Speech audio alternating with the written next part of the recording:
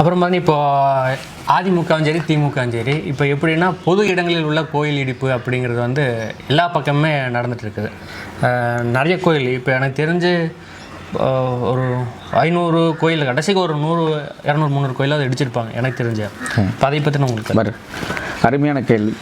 இது என்னன்னு கேட்டிங்கன்னா, இது இந்து பூமி. அது நம்ம சொல்ல வேண்டியதில்லை. வெளியே ஆங்கிலேயர்களே மதம் மாற்றம் வந்தவங்களே வந்து எல்லாம் சொன்னார் அது காட் ஆஃப் லேண்டுங்கிறது வந்து இந்தியா. அப்படி இருக்கிறப்ப வந்து பார்த்திங்கன்னா, நம்ம இந்த நிலப்பரப்பானது வந்து இந்தியர்களுக்காக இந்துக்களுக்காக அதாவது காலங்காலமாக வாழ்ந்துட்டு வந்த நம்மளது முன்னோர்கள் நாம் அப்படிங்கிற நம்மளுக்காக பாத்தியப்பட்ட இடம்தானே தவிர போர் எடுத்துகிட்டு வந்தவன் உள்ளுக்குள்ளே வியாபாரத்துக்காக வந்தவன் இவங்களுக்காகவெல்லாம் அல்ல. அப்படியே இருந்தாலும் கூட அவர்களெல்லாம் எண்ணி துணிதல் வேண்டும்ங்கிற மாதிரியே நம்ம ஆட்களெல்லாம் இருந்து போராட்டங்கள் செய்து அவர்களை விரட்டி அடித்து இன்று நாம் வந்து நம்மளுக்கான ஒரு இதயத்தை நிலப்பரப்பு வச்சுருக்கிறோம். இது இன்னும் நம்ம நடுநிலைவாதிகள் புரிந்து கொள்ளாத இருப்பது என்னன்னு சொன்னிங்கன்னா, இன்றைக்கி கிறிஸ்துவ நாடுகள் நிறையா இருக்குது. இந்துக்களுக்கு என்ற ஒரு நாடு இந்தியா மட்டும்தான். அதாவது கிறிஸ்தவர்களுக்கு நாடுகள் இருக்கிறது, இஸ்லாமியர்களுக்கு நாடுகள் இருக்கிறது, அப்புறம் எகிப்து அந்த மாதிரியான ஏரியாக்கள் அந்தந்த கலாச்சாரத்தை சார்ந்த நாடுகள் இருக்கிறது. இந்துக்களுக்கு ஒரே ஒரு நாடு இந்தியா மட்டும்தான். அந்த நாட்டில் இருக்கக்கூடிய இங்கு தமிழ்நாட்டில் இந்தியாவினுடைய இந்திய அரசியலமைப்பு சட்டத்தின் பால் அமைக்கப்பெற்ற அதன் கீழ் இயங்கக்கூடிய தமிழகத்தில் வந்து இங்கே கேட்கக்கூடிய இந்த இந்துக்களினுடைய கோயில்கள் இடிச்சிட்டு வர்றாங்க. அதாவது ஒரு விஷயத்தை நம்ம நல்லா புரிஞ்சுக்கணும். இங்கே இருக்கக்கூடியது அனைத்துமே இந்துக்களுக்கு ஆனது தான். இந்த கோவில் அனைத்துமே பொது இடத்தில் இருக்கக்கூடியதுக்கு காரணம் என்னவென்று சொன்னால், பொதுவான இடத்தில் தான் 4 பேர் வந்துட்டு போவாங்க.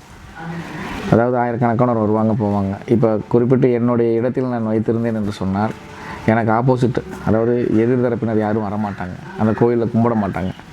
அவங்களுக்கு கிடைக்க வேண்டிய அருள் கிடைக்காமல் போகும். அப்போது எதிர்தரப்பினர்கள் அதிகமாக இருக்கிறாங்க, இல்லாமல் கூட இருக்கலாம். அவங்கெல்லாம் வந்து பார்த்திங்கன்னு சொன்னால் பொதுவான ஒரு கோயில் வச்சாச்சுன்னு சொன்னால் அது எல்லாத்துக்கும் ஊருக்கே வந்து அது பொதுவான கோவில். அப்போ அங்கே எல்லாருமே வரலாம், யார் வேண்டுமானாலும் சாமி கும்பிடலாம், அருள் பெற்று செல்லலாம். அதனால தான் எங்கள் மூதாதையர்கள் வந்து, அதாவது தமிழ் மூதாதையர்கள் இந்து கோயில்களை தெளிவாக சொல்கிறேன், எங்கள் தமிழ் மூதாதையர்கள் தான் இந்து கோயில்களை பொது இடங்களில் நிறுவியுள்ளார்கள். அங்கே வந்து அனைத்து இந்து சகோதரர்களும் ஒற்றுமையாக வந்து சாமி கும்பிட்டு போகணுங்கிறதுக்காக தான் பண்ணியிருக்காங்க. ஆனால் நீங்கள் புறம்போக்கு இடத்துல இருக்குது, ஏன் இதெல்லாம் நீங்கள் பொதுமக்களுக்கு தெரியல, பாவம் அவங்க பாவம், முற்றிலுமே பாவம். ஏன்னா அவங்களுக்கு விழிப்புணர்வே இல்லாமல் நீங்கள் என்ன பண்ணிட்டீங்கன்னா மதுவை ஊற்றி விட்டுறீங்க. யாரெல்லாம் எப்படி கவுக்கணுமோ, இப்போது பெண்களுக்கு உரிமை தொகைன்னு சொல்லி அவங்கள கவுத்துட்டீங்க. இந்த மாதிரியான அதே மாதிரி ஃப்ரீ பஸ்ஸில் வந்து போகிறதுக்கு இலவச கட்டணம் இல்லாத பயணம் சொல்லி அதையும் முடிச்சிட்டிங்க. அந்த பஸ்ஸுக்கு வேறு லிப்ஸ்டிக் அடித்து அந்த பிங்க் கலரில் விட்டுட்டீங்க. இதெல்லாம் பண்ணிட்டீங்க. அப்போது என்னென்னா அவங்கள எப்படியெல்லாம் மடைமாற்ற வேண்டுமோ மடைமாற்றிட்டீங்க. இந்த கோயில் இடிக்கும்போது எங்கள் இந்துக்கள் அதையெல்லாம் மறந்துடுறாங்க. இந்த சகோதரிகள்லாம் அதை மறந்துடுறாங்க. அவங்கெல்லாம் விழித்தெழுதக்கூடிய காலம் வந்துருச்சு. அந்த கோயில்கள் அனைத்துமே நாங்கள் ஆட்சிக்கு வந்தாலெல்லாம் வருவோம். அந்த கோயில்கள் மீண்டும் புனரமைக்கப்படும். அது ஒரு பொதுவான இடங்களில் வந்து அதுக்குன்னு எங்கள் அண்ணாமலையன் சொல்லியுள்ளது போல் அதுக்குண்டான வரைமுறைகளை உருவாக்கி அந்த கோவில்களை எல்லாம் கட்டமைப்பு செய்யப்படும். ஏமாந்து போன இந்துக்கள் வந்து விழிப்புணர்வு அடையக்கூடிய காலத்தை நீங்கள் உருவாக்கி கொண்டுள்ளீர்கள். கொள்கையே இல்லாத, கோட்பாடே இல்லாத